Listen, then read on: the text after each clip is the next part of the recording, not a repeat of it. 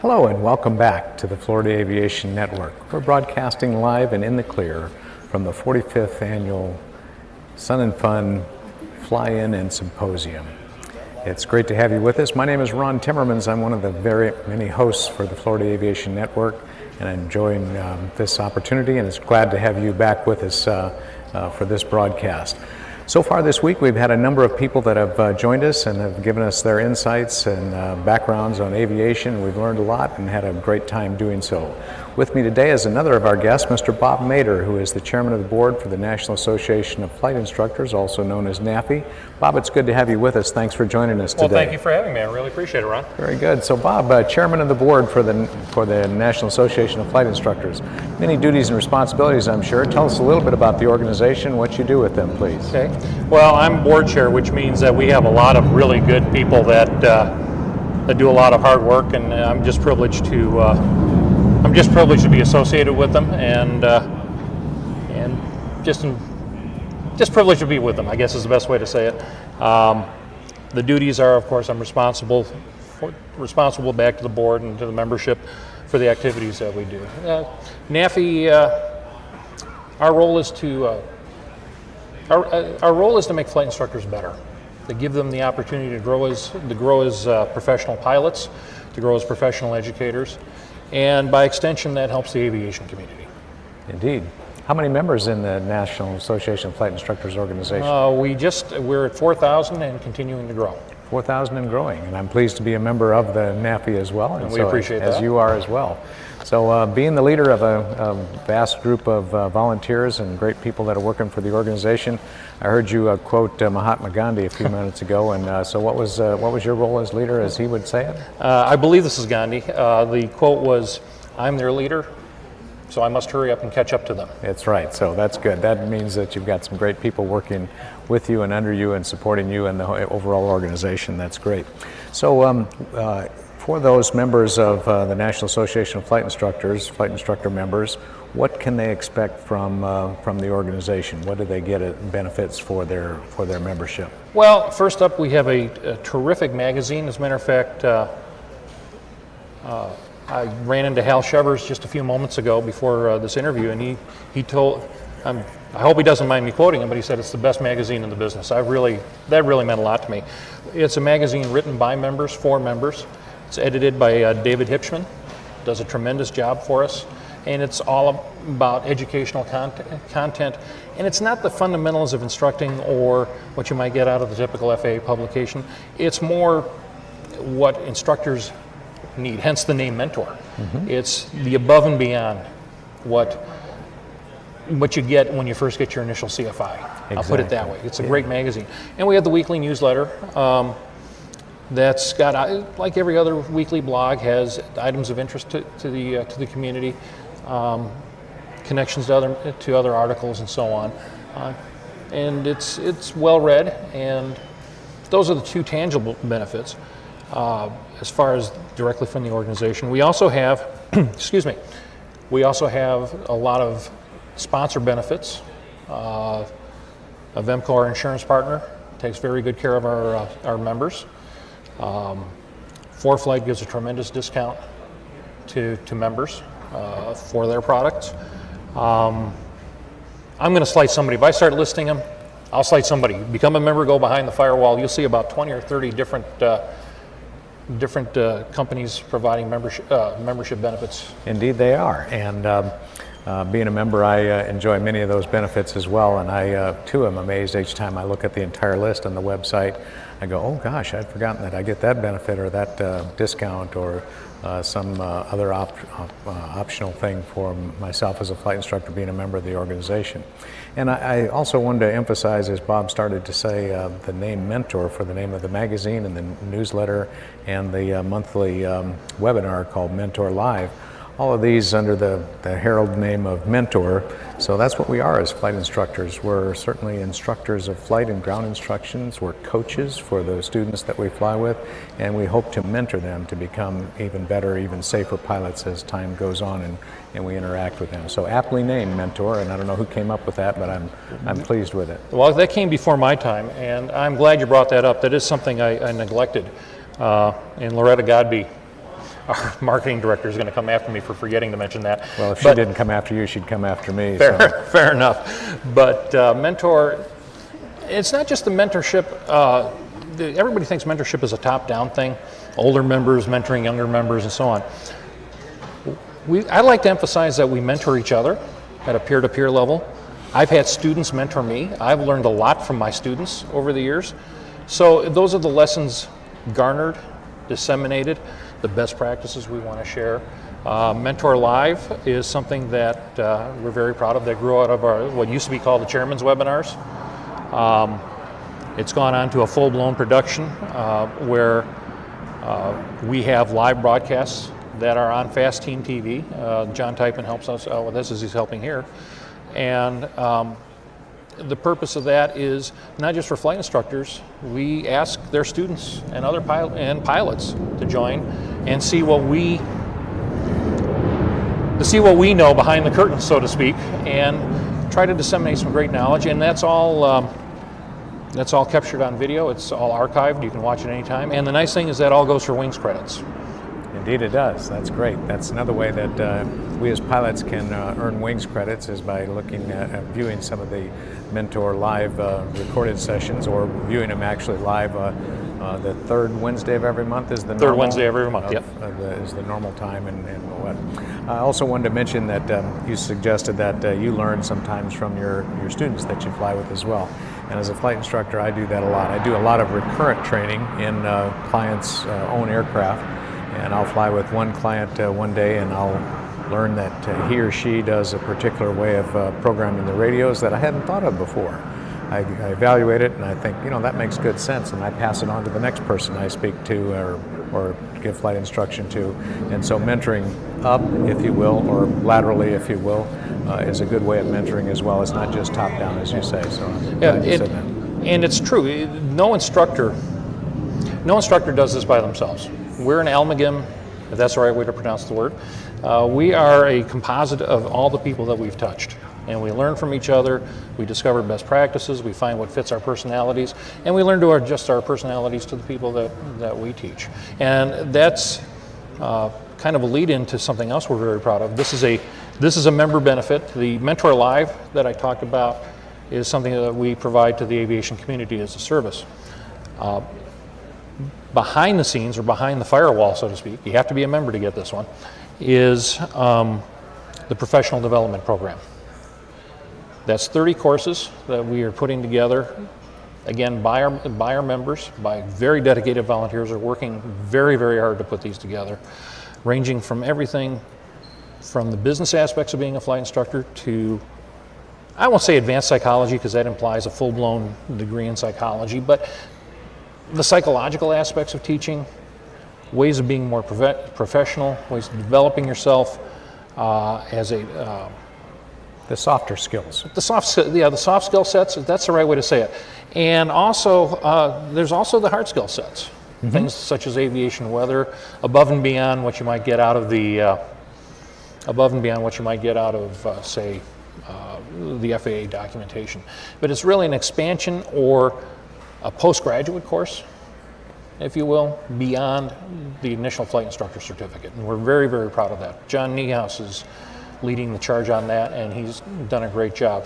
Think of it as sort of a way of learning to become a master CFI without doing it the hard way. I see.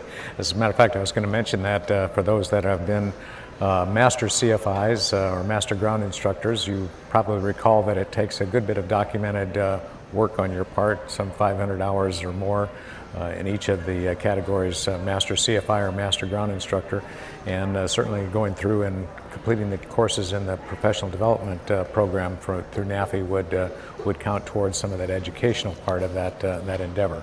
A high goal to achieve, but one that is achievable by flight and ground instructors, and I certainly would be one that would report that you should consider becoming a master instructor.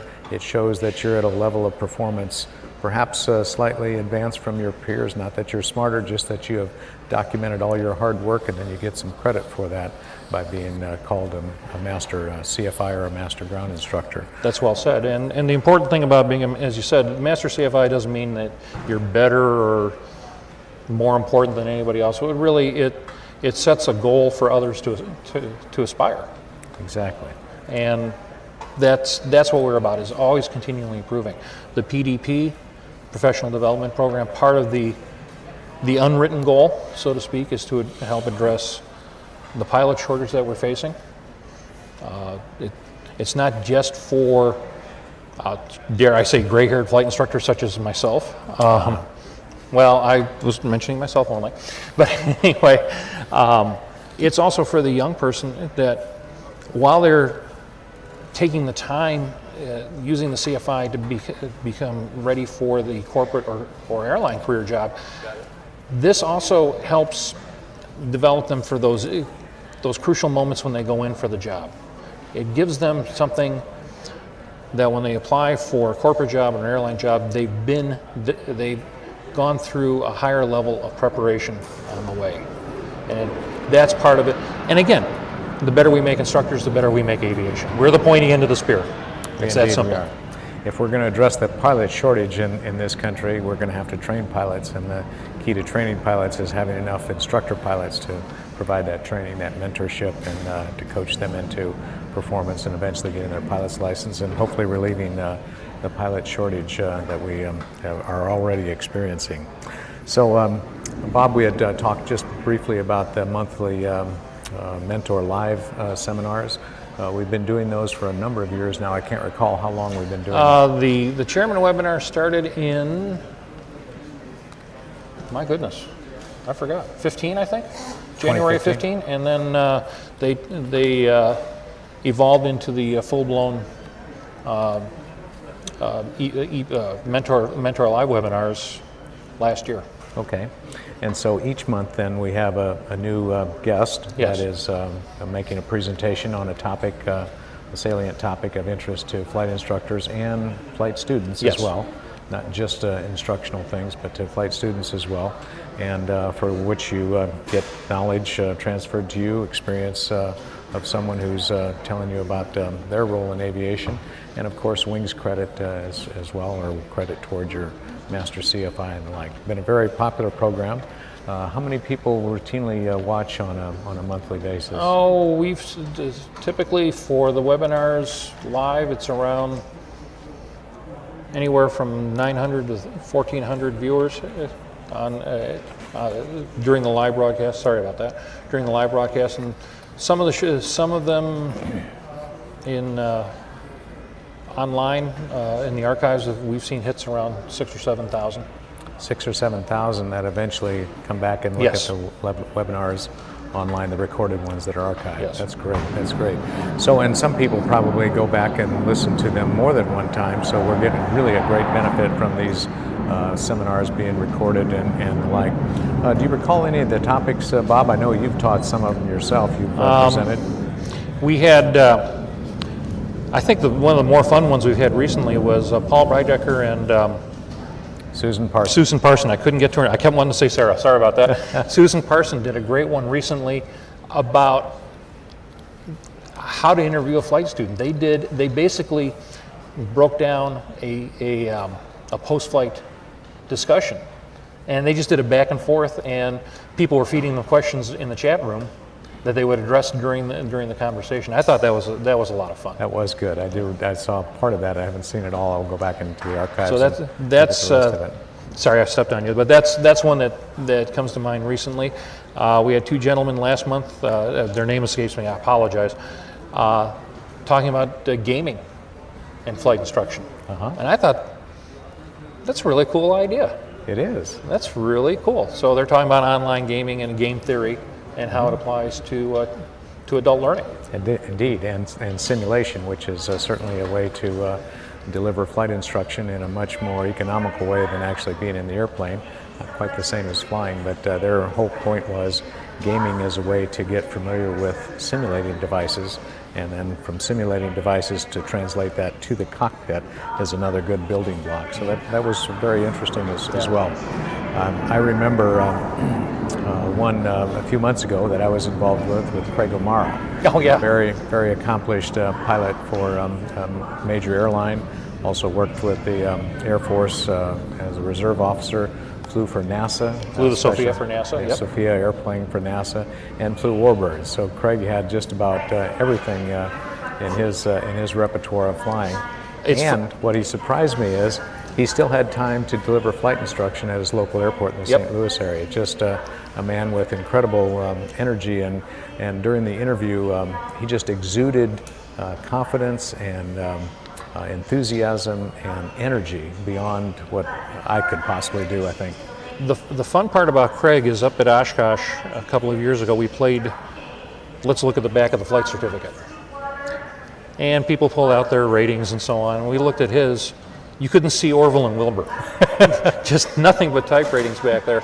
Everything from tri-motors to single engine land, everything he flew for the airlines and so on, and all his Air Force stuff that he had converted to civilian. And he presented a great webinar, as you said, about the enthusiasm and how much he just loved flying and how important that is in a career. Mm-hmm. It was just it was a really uplifting, it was just a fun talk listening to Craig. It was. He's one of the really good guys in aviation. I'm very fortunate to be able to call him a friend, and he's on our board, and he's just a great guy to work with. He is, and I'm pleased to be able to call him my friend as well. After we got to know each other over the telephone and through that interview, it was great, and I look forward to meeting him in person at Oshkosh or wherever I can. Maybe I'll just go to St. Louis sometime, or maybe he'll come to Orlando and see me. That'll be great as well. Well, he's retired now, so I know that we got a shot at it. Yes, indeed. He's not quite so busy. No, he's not. No, he's not retired. He's just not working for the airline. Just retired from the airline. Right. That's it. Well, Bob, tell us about your career in aviation. You're obviously a pilot and an instructor, and so how long have you been flying? What do you fly? Let's see. I started flying in 95, 94, 95, and became a flight instructor in 2001. Somehow I wound up being a multi-engine flight instructor because I just, with instrument privileges obviously, I just kept going for the challenges, kept enjoying it, kept wanting to learn new things, and was very fortunate to be asked to be on the board of NAFI, and then the board said they liked something about me anyway, and so I'm in the position I'm in now. I've got I tallied up the hours recently, about 4,500 hours in that neighborhood, more than that, actually about 6,000 hours, I think. I have to look again. Anyway, 4,500 dual given, somewhere in there. And the number I really like is over 11,000 landings that I was somehow responsible for, whether it was my own or a student's. For some reason, I've kept track of every single landing since I started as a private pilot. And just to make sure, the number of landings in your logbook equals the number of takeoffs? Yeah, okay, pretty much. That's the best way, unless you've had an opportunity to eject, much, which yeah. I hope hasn't happened to you, and I hope it won't. So, and I'm just very fortunate to be able to fly airplanes around. I consider myself one of the luckiest people in the world. Good. Along with me, I'm also a lucky person in the world who gets to fly many different airplanes and fly with some really great clients, and enjoying that immensely. Being able to pass on the gift of aviation to someone, or maybe help them refine their skills, or learn a new skill like a multi-engine rating or an instrument rating, just incredibly fulfilling for me. I imagine it is for you as well. There is nothing like watching somebody get out of the airplane after they've given me 3 good ones by themselves. Yes, indeed. Yes, indeed. So do you do a lot of primary instruction these as well? These days I do. I'm teaching instructors to be instructors. That's mainly what I do these days. Very good. And where's your home airport, Bob? I bounce back and forth between Omaha and St. Louis these days. Between Omaha and St. Louis. Homes in both places? Or yes. Okay, well that's good. And you fly at both places with yes, students? That's good. So what airport at Omaha? Omaha, Epley, At Epley and Spirit of St. Louis Spirit of St. Louis, and St. Charles County. and St. Charles. I haven't been into that one, but I've been to Spirit. So those are both nice airports. I've been to both of them. That's good. I've even been to Epley in the wintertime. That's a great. I love that airport because you got to learn to play with the big guys. Indeed. Yeah, that's good.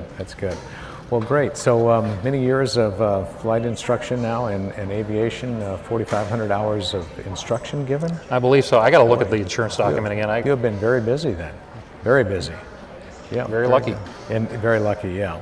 Well, Bob, thank you so much for what you do for flight instructors throughout the world, for the National Association of Flight Instructors, and leading the board. I'm sure they've got a very qualified and capable candidate that's leading the board now. And you've been there with how many years at the board? Let's see, 10 years. 10 years, okay. And good. And your term lasts how long? It comes up every 2 years, but basically until somebody says, Bob, it's time to go home. One of those jobs that you just keeps on giving back to you. Very good. Well, we've been speaking this last 30 minutes or so with Bob Metter, who is the chairman of the board for the National Association of Flight Instructors, the organization we fondly know as NAFI. It's been good to have you here, Bob, to tell us about NAFI, about the professional development program, one of their key signature things that they're offering to flight instructors throughout the world, but not the only thing. There's a host of things and benefits for you to enjoy if you're with NAFI. I'm Ron Timmermans, and I'm one of the many hosts for the Florida Aviation Network, broadcasting to you live and in the clear from the 45th Annual Sun and Fun International Fly-In and Expo in Lakeland, Florida. It's been my pleasure to be with you today. Tune in again for another broadcast later in the week. Thank you very much.